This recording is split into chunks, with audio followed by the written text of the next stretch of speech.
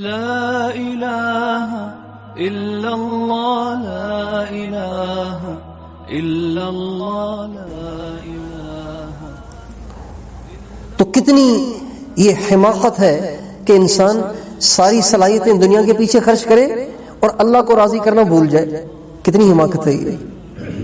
اسی وجہ سے نبی کریم صلی اللہ علیہ وسلم نے ساری زندگی اپنے آپ کو ایسا رکھا کہ لگتا نہیں تھا کہ آپ یہاں رہنا چاہتے ہیں. آپ کی زندگی سے کہیں بھی نہیں لگتا تھا کہ آپ یہاں رہنا چاہتے تھے. ایسے لگتا تھا کہ آپ ابھی گئے اور ابھی گئے.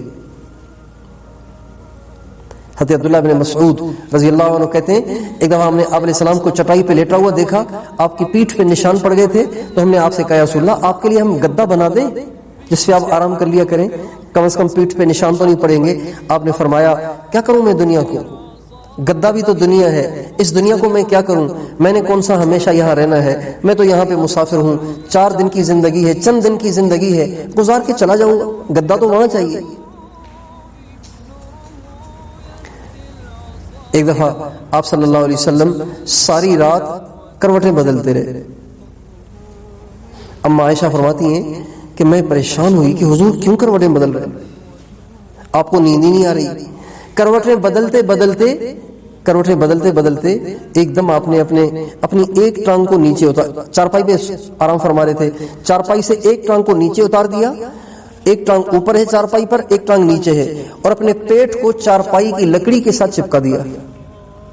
اما عائشہ فرماتی ہیں اس وقت مجھے احساس ہوا کہ یہ جو بے چینی ہے وہ بھوک کی وجہ سے ہے, بھوک ہے جس کی وجہ سے آپ کو نیند نہیں آ رہی. تو اما عائشہ کہتی ہیں جب میں نے یہ حال دیکھا نا تو میرا پھر رونا نکل گیا, میں بہت روئی. میں نے کہا یا رسول اللہ آپ کو اتنی بھوک لگی ہے, اتنی بھوک لگی ہے کہ آپ کو نیند نہیں آ رہی اور آپ اپنے پیٹ کو چارپائی کی لکڑی سے سہارا دے رہے ہیں, تو آپ اللہ سے روٹی کیوں نہیں مانگ لیتے؟ تو آپ علیہ السلام فرمانے لگے عائشہ میں اللہ سے بالکل کبھی روٹی نہیں مانگوں گا, اس لیے کہ مجھ سے پہلے نبیوں پر اس سے زیادہ تنگیاں اور تکلیفیں آئیں, انہوں نے صبر کیا, میں بھی صبر کروں گا. ایسے نہ ہو کہ قیامت کے دن میرا درجہ پچھلے نبیوں سے چھوٹا ہو جائے اور وہ مجھ سے آگے نکل جائے. حالانکہ سارے نبیوں سے آپ کا درجہ اونچا ہونا یہ تو ازل سے طے ہو چکا تھا, لیکن امت کو آپ یہ سبق دے رہے تھے کہ دنیا سے دل نہ لگانا, ضرورت کے درجے میں استعمال کرو اس کو. تمہارا مقصد دنیا نہیں ہونا چاہیے, مقصد تمہارا آخرت ہونا چاہیے, اللہ کی ذات ہونی چاہیے, اللہ راضی ہو جائے. آج ساری دنیا دھوکے میں ہے, دنیا بنائے چلے جا رہے ہیں, پیٹ ہی نہیں بھر رہا.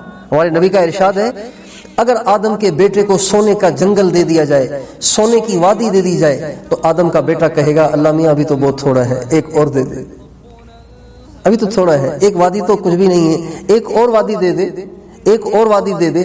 آپ نے فرمایا وَلَن يَمْلَأَ فَاهُ إِلَّا التُّرَابُ, اس کا پیٹ قبر کی مٹی بھرے گی, اس سے پہلے نہیں بھرے گا اس کا پیٹ.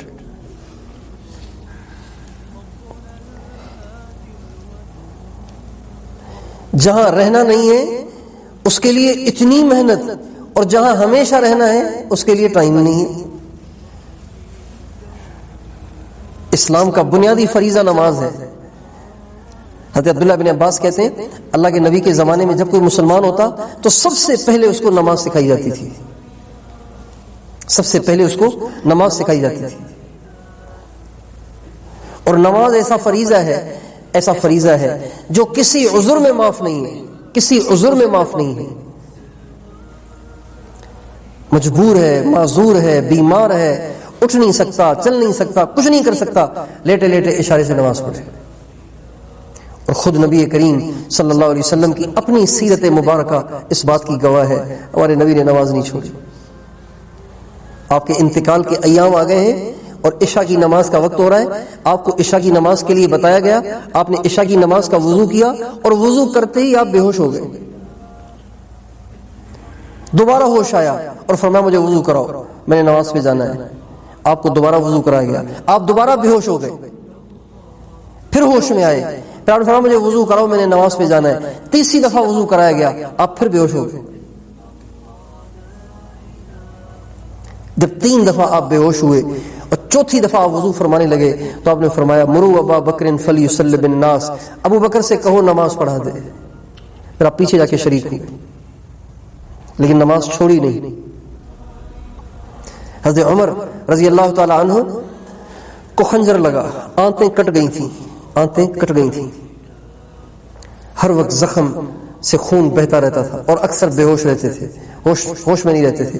لیکن جب نماز کا وقت قریب آتا حضرت عبداللہ ابن عمر ان کے کان کے قریب جا کے کہتے الصلاۃ، امیر المومنین نماز.